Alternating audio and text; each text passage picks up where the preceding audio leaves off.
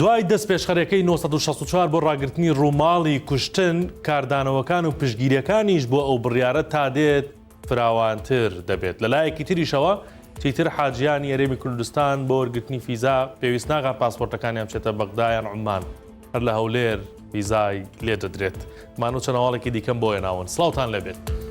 دوای دەست پێشخەریەکەی 1964 ڕاگەیەنراوەکەی داواکاری گشتی سلێمانی بەرەوبەرایەتی گشتی ڕاگەیاندن و چاپ و بڵاوکردنەوەش لەسەر ڕووماڵی هەواڵەکانی کوشتن هاتە دەنگ و داوال لە میدیاکان دەکات خۆیان بە دوور بگرن لە ڕووماڵی هەواڵی تاوان و چۆنێتی ئەنجامدانی.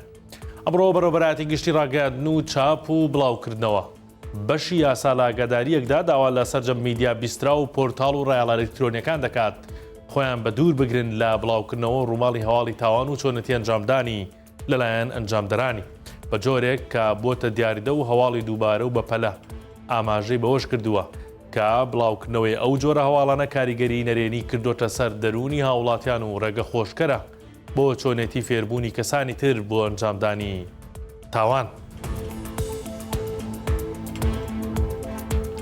ماوەی زیاتر لە مانگێکە ئامێری قەستەرەی دڵ لە نەخۆشخانەی شار لە کار کەوتووە دوجار ئاوری خێری لێدرایەوە و کۆمپانیایەک تێچوو چاکردنەوەی لە ئەستۆ کرد. دکتۆر سەباح حەورامی بەڕێوەبەری تەندروستی سلێمانی لە کۆنفرانسێکی ڕۆژنامەوانیدا ڕایگەیاند بەهۆی ئەوەی ڕەزامەندیان پێ نەدراوە بۆ چاکردنەوە ماوەی زیاتر لە مانگێکە ئامێری قەستەرە لە نەخۆشخانەی شار لە کار کەوتووە. کۆمپانیایەک تێچووی چاکردنەوەکەی لە ئەستۆ دەکرێت. چاکردنەوەی ئامێرەکە پێویستی بە 280 ملیۆن دینارە و بڕیارە لە ماوەی کەمتر لە هەفتەیەکدا بکرێتەوە کار. ئامێری قەستەرە بەکار دێت بۆ دەستنیشانکردن و چارەسەرکردنی بۆری تەسکبووەوەی دڵ و دانانی باڵۆن و شەبەکە هەروەها بۆ فراوانکردنی بۆرەکانی دڵ یان گرتنی کونی بینی گوێچکەلەکانی دڵ. عمرەکارێکی کوردی خەڵکی ستوری گەرمیان لە مەککە کۆچی دوایی کرد. بەڕێوەبەراتی گشتی حەج و عومرەی یاریمی کوردستان دەڵێت ئەو عومرەکارە تەمەنی 48 ساڵ بووە و هیچ نەخۆشی و دەردێکی نەبووە. بەڵام شەوی ڕابردوو لە کاتی بەجێگەیاندنی سونەتی عومرە لە شاری مەککە لە پڕ کۆچی دوایی کردووە و هەر لەوێش سپاردەی خاک کراوە. لەم ساڵدا دا عومرەکاری کورد لە سعودە کۆچی دواییان کردووە. لەو ژمارەیەش 4 عومرەکاریان لە ناو مانگی ڕەمەزاندا گیانیان سپاردووە.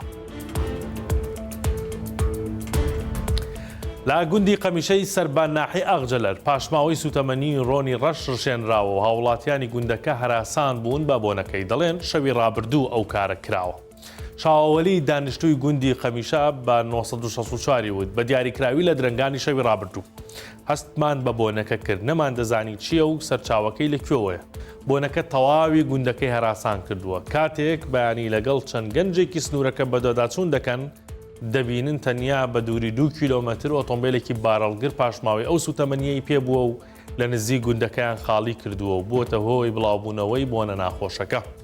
1964 پەیوەندی بە بەڕێوەبەری ناحی ئەغجەلەر هێمن بەهجەت کرد. ئەو وتی لە بەیانی زووتر نییە سەرجەم لایەنە ئیدارەکانی ناحەکە ئاگادار دەکەینەوە لەسەر ئەو پرسە بەڵکو بەپەلە بەدۆداچوون بکەن تاوەکو ئەو کەسە بدۆزرێتەوە کە کارەکەی ئەنجامدا و ڕوبەڕووی یاسایی بکەینەوە.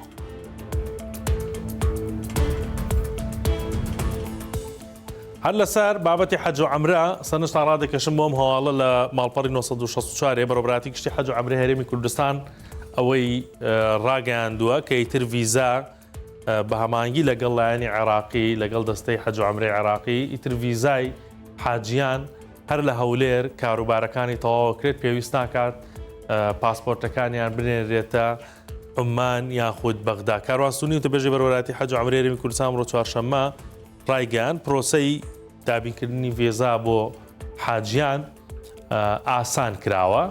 پێشتر پاسپۆرتەکانیان کۆ دەکرانەوە دەنێنرا لە بەغدا یاخود عومان کاتێکی زۆرتریشی پێویست بوو تاوەکو بگەڕێتەوە هەندێک گرفت و ئەشکالیشی دروست دەکرد لەو نێوەدا. بەڵام ئێستا بە هەمانگی لەگەڵ دەستەی حەج و عومرەی عێراقی کارێکی وایان کردووە هەر لە هەولێر ڤیزا بدرێت لە پاسپۆرتی حاجیان. ساڵانی پێشتر دەبواە هەموو پاسپۆرتەکان وەکووتم ببرایەتە ئەو شوێنە.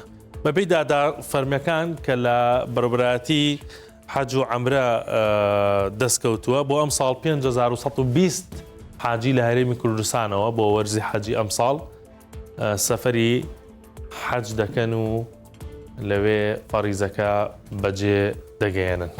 ئەمە هەواڵەکانی ئەمڕۆ بوو، کاتێک شات بۆ هەموو لایەک.